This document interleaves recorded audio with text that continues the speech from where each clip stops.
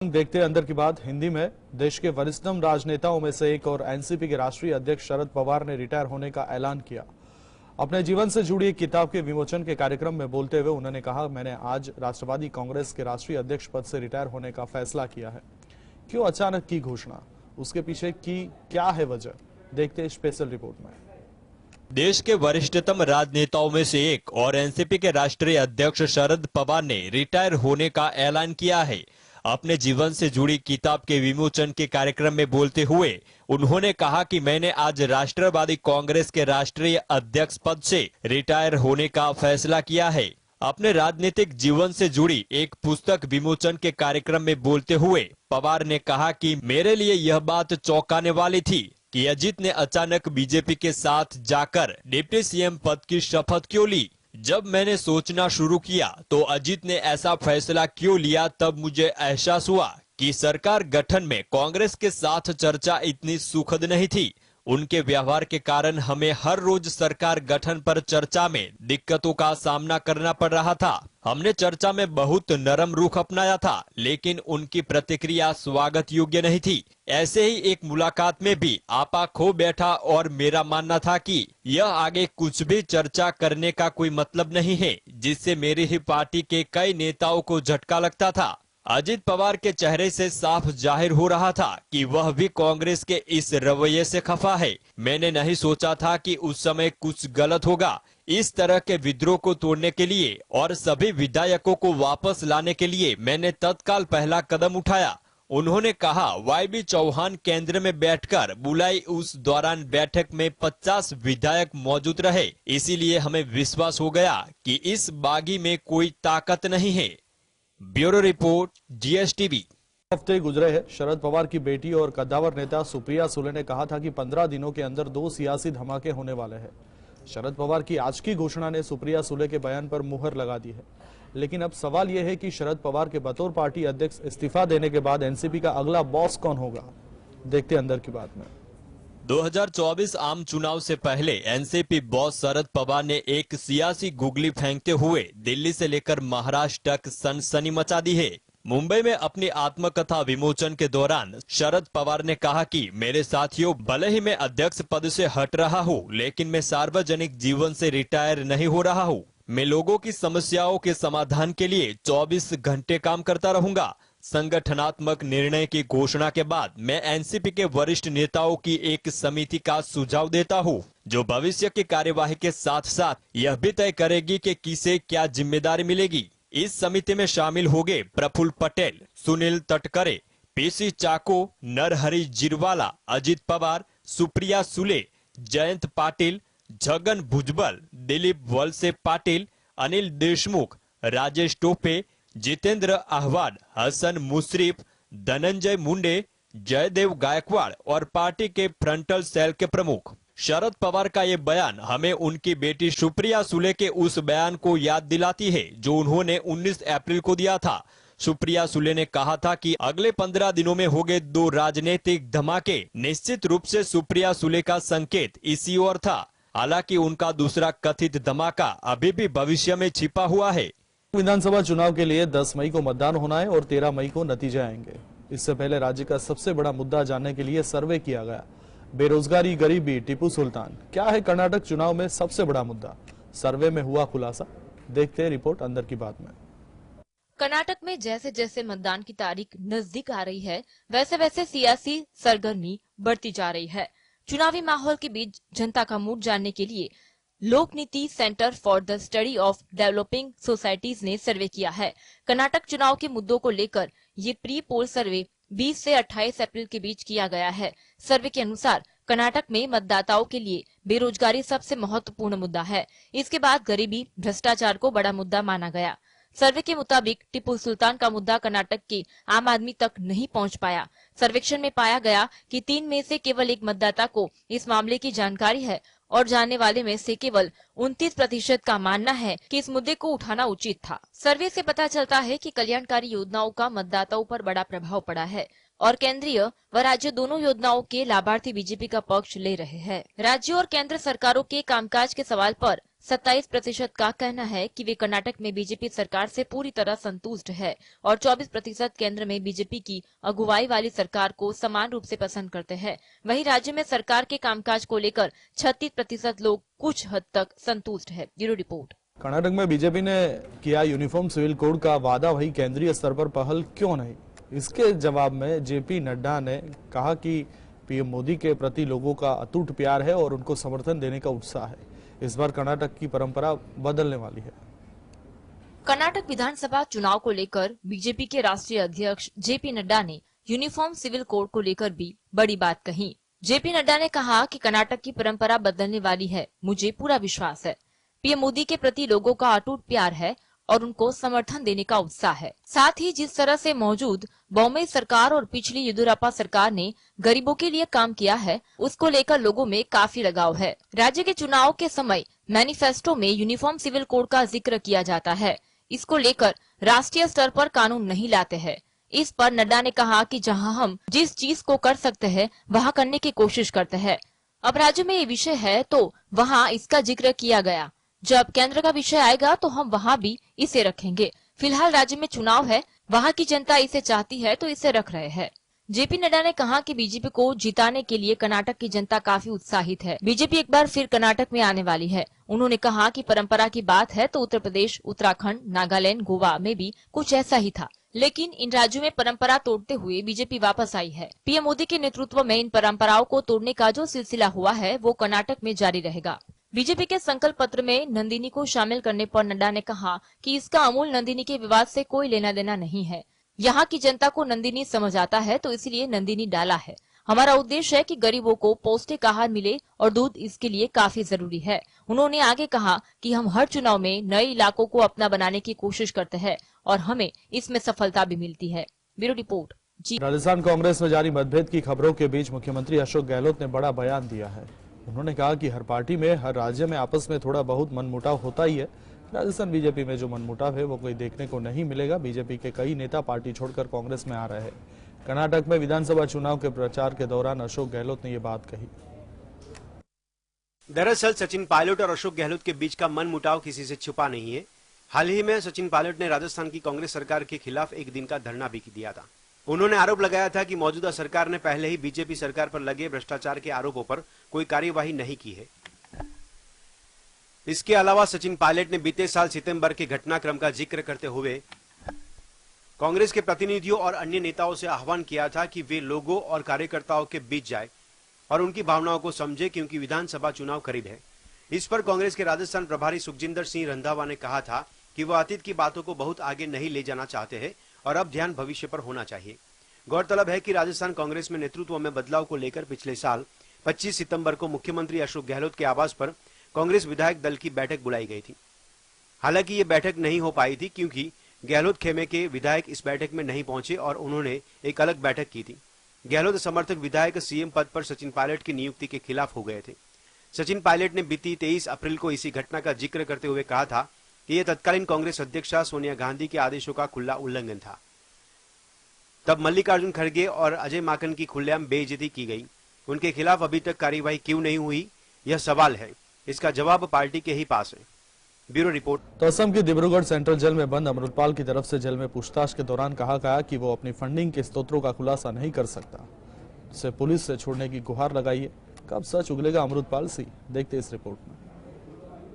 असम की Dibrugarh central jail में बंद अमृतपाल की तरफ से जेल में पूछताछ जारी है। पुलिस सूत्रों का कहना है कि अमृतपाल की तरफ से कहा गया है कि वो पंजाब में नशे के खिलाफ लड़ने में मदद कर सकता है। रिपोर्ट के अनुसार नशे के खिलाफ लड़ने के बहाने वो खुद का जनाधार बनाने की कोशिश कर सकता है, फिर से समर्थन बनाने की कोशिश कर सकता है, लेकिन अगर ऐसा होता है तो उसे रोकने की जरूरत है। पुलिस सूत्रों का कहना है कि अमृतपाल की तरफ से कहा गया है कि उसे छोड़ दिया जाए तो फिर उसी काम को करेगा जो वो कर रहा था, लेकिन अपराध की सीमा रेखा को कभी पार नहीं करेगा। वो अपनी लड़ाई को लंबे समय तक लड़ सकता है, जो कि खतरनाक है। अमृतपाल का कहना है कि वो नशे और ईसाई मिशनरियों द्वारा करवाई जाने वाली धर्मांतरण के खिलाफ लड़ेगा। आपको बता दें कि अमृतपाल और उसके 9 साथियों की समय असम की डिब्रूगढ़ सेंट्रल जेल में बंद है। इनकी गिरफ्तार एनएसए के तहत की गई है। अमृतपाल को 23 अप्रैल को रोडे के गुरुद्वारा से गिरफ्तार किया गया था। अमृतपाल 18 मार्च को फरार हुआ था। Bureau report, GSTV।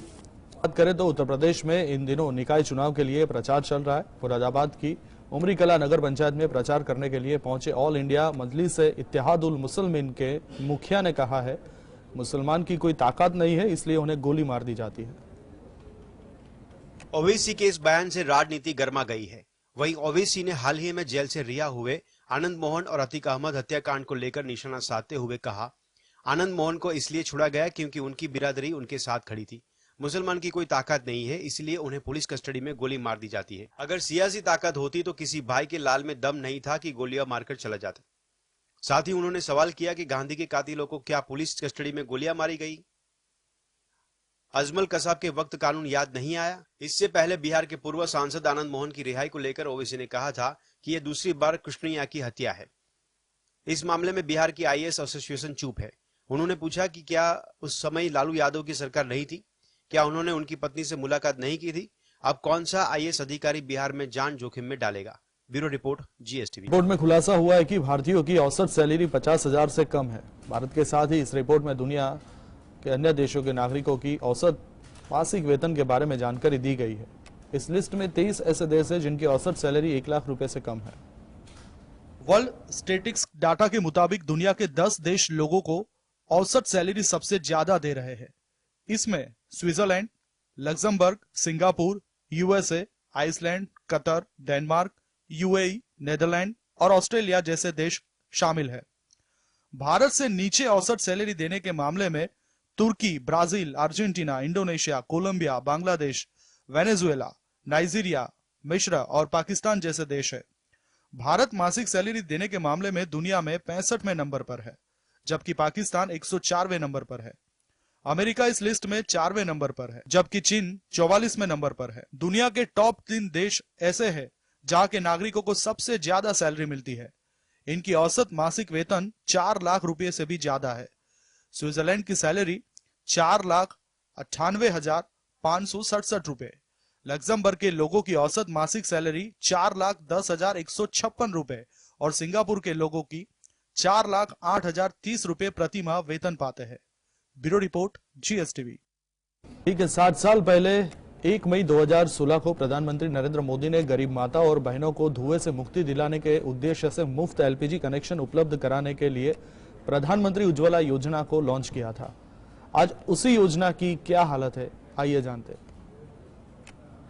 1 फरवरी 2023 तक पीएम मोदी की इस महत्वाकांक्षी योजना के कुल 9.59 करोड़ एक्टिव लाभार्थी है। सरकार ने खुद इसकी जानकारी दी है। परियोजना के लॉन्च के 7 साल बाद कितने लाभार्थी इस योजना का लाभ उठा रहे हैं, ये एक बड़ा सवाल है, क्योंकि इन 7 सालों में LPG सिलेंडर के दामों में जबरदस्त बढ़ोतरी हुई है। जब प्रधानमंत्री मोदी ने पीएम उज्ज्वला योजना को लॉन्च किया था, तब गैर सब्सिडी LPG सिलेंडर 631 से 650 रुपए के बीच अलग अलग शहरों में रिफिल होता था, जिस पर सरकार करीब 200 रुपए की सब्सिडी देती थी। साल में 12 सिलेंडर सब्सिडी में मिला करती थी। 12 के बाद सिलेंडर रिफिल कराने पर सब्सिडी नहीं मिलती थी, पर आज की तारीख में उसी गैर सब्सिडी LPG सिलेंडर को रिफिल कराने के लिए 1,103 रुपए खर्च करने पड़े हैं, यानी 75% ज्यादा कीमत चुकानी पड़ रही है। 9 से 10 साल पहले जो लोग सब्सिडी वाला सिलेंडर ले रहे थे, उन्होंने 150% के करीब ज्यादा कीमत चुकानी पड़ी रही है। हालांकि केंद्र सरकार ने मई 2022 के बाद पीएम उज्ज्वला योजना के लाभार्थियों को साल में 12 सिलेंडर रिफिल कराने पर 200 रुपए प्रति सिलेंडर सब्सिडी देना शुरू किया, जिनकी मियाद को अब 31 मार्च 2024 तक के लिए एक्सटेंड कर दिया गया है। इसके बाद भी 2013 में जहां सब्सिडी वाले LPG सिलेंडर के लिए जहां 434 रुपए चुकाने पड़ रहे थे, अब सब्सिडी के बावजूद 900 रुपए चुकाने पड़ रहे हैं। महंगे रसोई गैस ने लोगों के घर का बजट बिगाड़ दिया है। सरकार के आंकड़ों के ही मुताबिक पीएम उज्ज्वला के लाभार्थी महंगे रसोई गैस के चलते सिलेंडर रिफिल नहीं करा रहे। Bureau report, GSTV। बेबाक अंदाज पर जानी जाने वाली कंगना रनौत ने हाल ही में सेम सेक्स मैरिज पर अपनी राय रखी है। कंगना ने समलैंगिक विवाह को समर्थन किया है। कंगना बीते कुछ समय से हरिद्वार में थी, जहां उन्होंने कई विषयों पर पत्रकारों से बातचीत की। जहां सेम सेक्स मैरिज पर सुप्रीम कोर्ट में सुनवाई चल रही है, वहीं कंगना ने इसे सही ठहराया है। कंगना रनौत से जब सेम सेक्स मैरिज पर उनकी राय पूछी गई तो उन्होंने मीडिया इंटरेक्शन में बताया, जो शादी होती है वो दिल के रिश्ते होते हैं, ये सभी जानते हैं। जब लोगों के दिल मिल गए हैं, बाकी जो लोगों की प्रेफरेंस है उसमें हम क्या बोल सकते हैं। कंगना ने सेम सेक्स मैरिज पर सपोर्ट किया, जिस पर कई यूजर्स कमेंट कर रहे हैं। एक यूजर ने लिखा, सिर्फ बॉलीवुड सेलेब खुलकर समलैंगिक विवाह को सपोर्ट करते हैं, वो सही मायने में उदार होते हैं। वहीं एक अन्य ने इसी पर तीखी टिप्पणी भी की थी। कुछ दिन पहले कंगना ने ट्वीट किया था, चाहे आप एक पुरुष, महिला या कुछ और हो, आपके लिंग का आपके अलावा किसी के लिए कोई महत्व नहीं है, कृपया समझें। आधुनिक दुनिया में हम अभिनेत्रियों या महिला निर्देशकों जैसे शब्दों का भी उपयोग नहीं करते हैं, हम इन्हें एक्टर और निर्देशक कहते हैं। कंगना के वर्क फ्रंट की बात करें तो हाल ही में उन्होंने इमरजेंसी की शूटिंग पूरी की है। अब वो इस मोस्ट अवेटेड फिल्म के पोस्ट प्रोडक्शन काम में बिजी है। इसके अलावा वो तमिल फिल्म चंद्रमुखी 2 में भी नजर आने वाली है। Bureau report, GSTV। सेल्वन 2 दुनिया भर में धूम मचा रही है। फिल्म को रिलीज हुए 4 दिन हुए और इसके वर्ल्ड वाइड कमाई के मामले में नए रिकॉर्ड कायम कर दिए हैं। हिस्टोरिकल ड्रामा पोनियन सेल्वन 2 के 28 अप्रैल को सिनेमा घरों में रिलीज किया गया था। इसी के साथ पोनियन सेल्वन 2 ने अपनी रिलीज के 4 दिनों के भीतर वर्ल्ड वाइड कमाई का नया रिकॉर्ड कायम कर दिया है। चलिए जानते हैं फिल्म दुनिया भर में अब तक कितना कलेक्शन कर लिया है। फिल्म रिलीज के बाद से दुनिया भर में धमाल मची है और वर्ल्ड वाइड बॉक्स ऑफिस पर भी इसने मैजिकल 200 करोड़ का आंकड़ा पार कर लिया है। सेक्निकल की रिपोर्ट के मुताबिक PS2 को दुनिया भर के बॉक्स ऑफिस पर डबल सेंचुरी लगाने में 4 दिन लगे हैं, जबकि पिछले साल सितंबर में रिलीज हुई फिल्म PS1 को इस माइलस्टोन को पार करने में 3 दिन लगे थे। PS2 का 4 दिन का कुल कलेक्शन लगभग 210 करोड़ मतलब कि 120 करोड़ घरेलू प्लस 90 करोड़ विदेशी होना चाहिए, जो PS1 के पहले 3 दिनों की कमाई थी। पोनियन सेल्वन 2 की स्टारकास्ट की बात करें तो पोनियन सेल्वन 2 में चियान विक्रम, ऐश्वर्या राय, कार्थी, त्रिशा, जयम रवि, ऐश्वर्या लक्ष्मी और शोभिता धुलीपला के साथ साथ शरद कुमार, प्रभु, विक्रम प्रभु, जयराम, प्रकाश राज, पार्थिबन, रहमान, लाल, जय चित्रा और नासर सहित कई कलाकार हैं। Bureau report. मई महीने के आखिर में ऑस्ट्रेलिया में क्वाड नेताओं का शिखर सम्मेलन होने वाला है। शिखर सम्मेलन से पहले अमेरिका ने क्या ये कहकर बढ़ा दी चीन की टेंशन, देखते इस रिपोर्ट में। मई महीने के आखिरी में ऑस्ट्रेलिया में क्वाड्रिलेटरल सिक्योरिटी डायलॉग क्वाड नेताओं का शिखर सम्मेलन होने वाला है।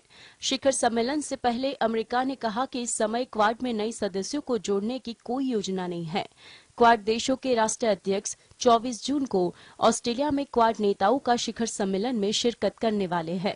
इस शिखर सम्मेलन में क्वाड देशों के राष्ट्रीय अध्यक्ष ऑस्ट्रेलियाई प्रधानमंत्री एंथोनी अल्बांजो, जापानी प्रधानमंत्री योशिहिदे सुगा, भारत के प्रधानमंत्री नरेंद्र मोदी और अमेरिकी राष्ट्रपति जो बाइडेन शामिल होने वाले हैं।